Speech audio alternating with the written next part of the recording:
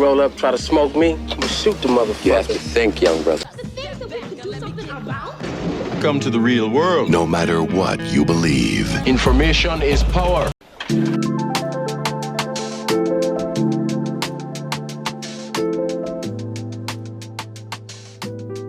Hey y'all, welcome to my channel or welcome back to my channel.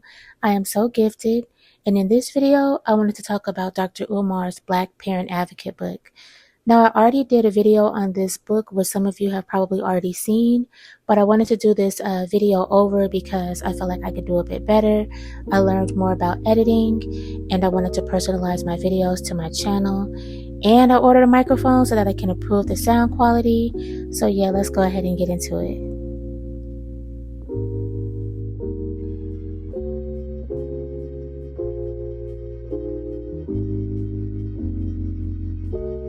Dr. Umar Tunde, formerly known as Dr. Umar Johnson, is an American African activist, educator, and school psychologist born in Philadelphia, Pennsylvania. He calls himself the Prince of Pan-Africanism, which is a movement to unite and build strong bonds of solidarity between all diasporas of African ancestry. He is highly educated in African American studies and is known for his controversial debates on social, political, and viral topics. He is very passionate speaking when it comes to the social and economic issues that plague Black communities across America, and is a big advocate when it comes to educating ourselves and our youth. He has appeared on major media platforms on YouTube like The Art of Dialogue, The Breakfast Club, Nick Cannon's Cannon Class, The Joe Budden Podcast, and a slew of others. For all things Dr. Umar, you can check out his website at drumarjohnson.com and his social media platforms. He also has a link tree in his IG bio that is very helpful. You can click on for access to other information and social media outlets pertaining to Dr. Umar.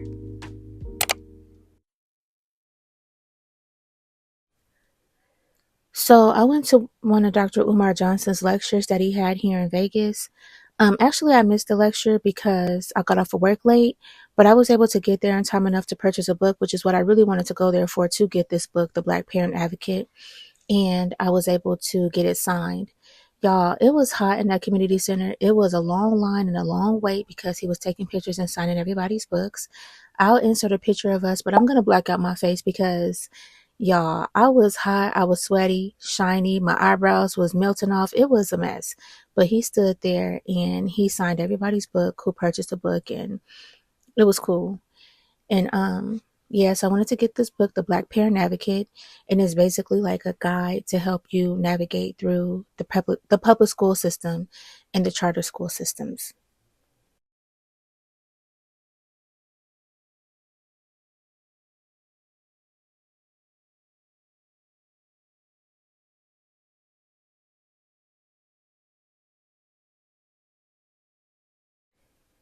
He did personalize my book. It says "To Impress Candace," and then he has his signature, and also he left a phone number, and I think he gives that phone number out to everybody to text him with questions or whatever. He also asked me to send that picture, but y'all know I was not going to send that picture because I looked a mess, because he does post his pictures on Instagram with his supporters or whoever comes out to, listen to his lecture.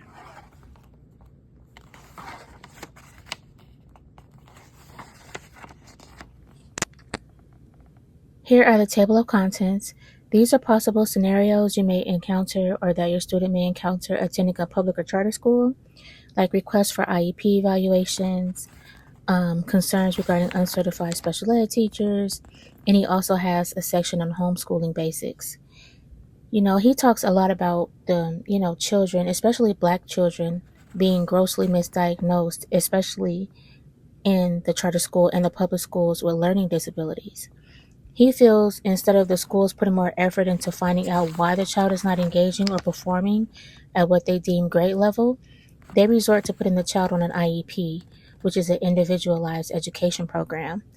At the end of this video, I am going to put a clip of Dr. Umar talking more in depth about how this stemmed and the origin of it and why they put this special education and IEP in place. And in this book, he does mention that he is not an attorney and that the information contained in this book does not replace legal advice.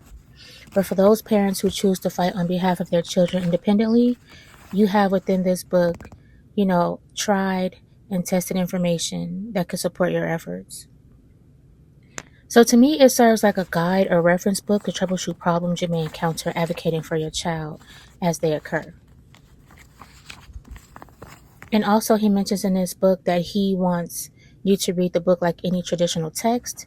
Reading the book from front to back will allow you to familiarize yourself with various different concerns parents have and give you the opportunity of gaining a greater understanding of the culture of conflict resolution in schools, as well as the culture of special education and parent-school relationship in general. Now, I wanted to go ahead and share with you guys how this book assisted me personally. I had a situation where my son's high school teacher read part of my email in front of the class, and ironically, she was an IEP teacher. She never reached out to me about his progress or possible challenges. I basically reached out to her because of his grade. After an exchange of unprofessional emails on her part, I had a meeting with her, the class aide, and my son's counselor. Now, I wasn't trying to involve everybody because she did violate FERPA.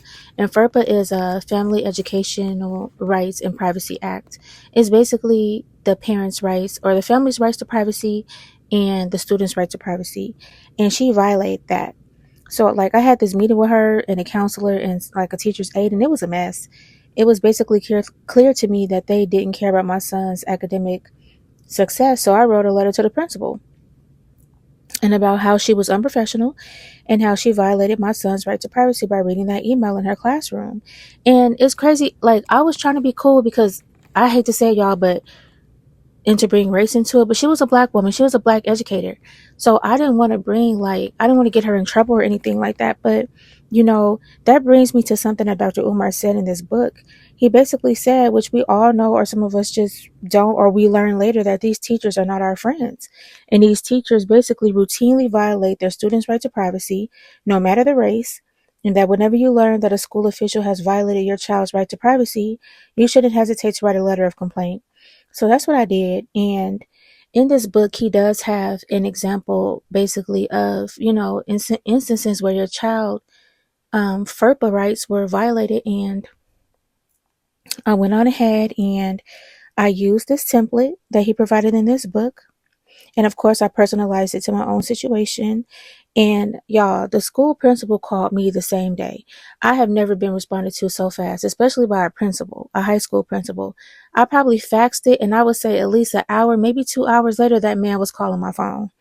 And, I just had a conversation with him about her unprofessionalism. And, he assured me that disciplinary measures would be taken, but they couldn't divulge, specifically what measures would be taken because of the teacher's privacy. In my opinion, y'all, I feel like that principal wouldn't have acted that fast had it not been for the verbiage I used obtained from this sample letter provided in this book. I'll try to insert a picture of the sample letter too. But yeah, stuff like this may seem self-explanatory to a lot of people, but some parents don't know. And I feel like this book really serves its purpose in helping be a better advocate, for yourself or your child, especially when you find yourself in certain situations like this. And I also wanted to mention in this book, because there were a couple of comments regarding citations and maybe, the resources for this information. There are no citations or references listed in this book. In this book, in the beginning, he does talk about his education and also his experience as an educator. So apparently he's the source. But all of this information can be cross-referenced to the laws in your own state. And also you can Google it, you can research everything on your own. I just feel like, this book can benefit anybody who is interested in obtaining this book. But yeah, there are no citations listed just in case there are questions regarding that. Also, in my previous video, there were a lot of negative comments, basically, not a lot. It was just a couple of comments basically mentioning that, how he hasn't opened the school yet. And not too much on me, y'all. I don't know what's going on with the school. From what my understanding is, he's trying to open a private school, all black, for us, basically by us. He doesn't want any outside help. He doesn't want to use any outside resources from the white power structure, is what he likes to call it. And he's not backed by a religious group. So I can imagine that it's taken a little bit longer than what people would think to open up the school for what he's trying to do and how he's trying to run it and how he's trying to basically have control over the curriculum. He has information on his social media. He goes live from his building. They're up in there painting from the last time I seen. But I don't know, people are also concerned about the donations that he's received to open the school. And since it's taken so long, people are asking, where's the money? What's going on? Also, people are concerned or making comments because he's still asking for donations. And, I've never donated to the FDMG school. I've never donated to Dr. Umar Johnson. I just supported by purchasing this book. And with my purchase, I got something in return. But hopefully he's able to open that school and it comes to fruition. Not too much on me, y'all. I don't know what's going on with the school. I don't know what all the entails, the ins and outs, the timeline of everything. All I know is I purchased this book. I feel like it could be a good book, and those who can benefit it, from it are parents, educators, and also students. If you have no one to advocate for you, you can advocate for yourself, and there's vital information in this book that you can use. Thank you guys so much for watching this video. If you watched the first one, I appreciate it. If you watched this and stayed to the end, thank you so much. I really appreciate it. Don't forget to subscribe to this channel so that we can grow. Don't forget to leave me a comment down below. I appreciate all the positive energy and encouragement. And again, thank you so much for watching this video. Peace.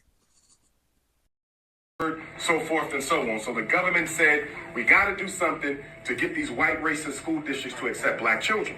And they came up with a mega bomb called special education. And so special education was the weapon that the power structure would use to, number one, force white school districts to accept black children. Well, how did they do that? They did it because special education comes with a subsidy. It's subsidized education.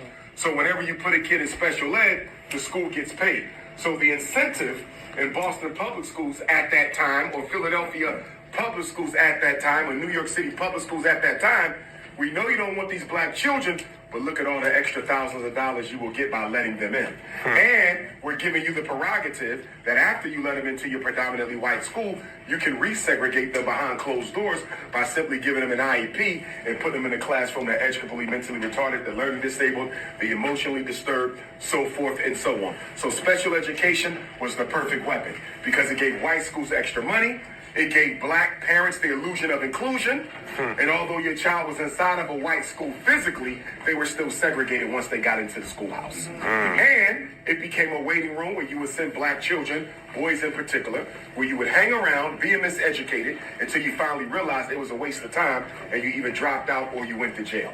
So special education is the school to prison pipeline. And